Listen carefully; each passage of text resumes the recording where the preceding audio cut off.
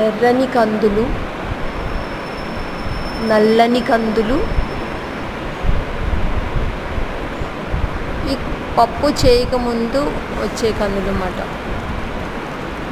మాంసకృతులు ఎక్కువగా ఉంటాయి, రిచ్ ఇన్ ప్రోటీన్, చాలా రుచికరంగా కూడా ఉంటాయి. ఆదివాసులు సాధారణంగా వారి గ్రామాల్లో పండించే పంటలు.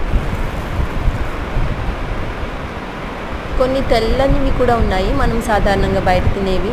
ఇవి ఎర్రని కందులు.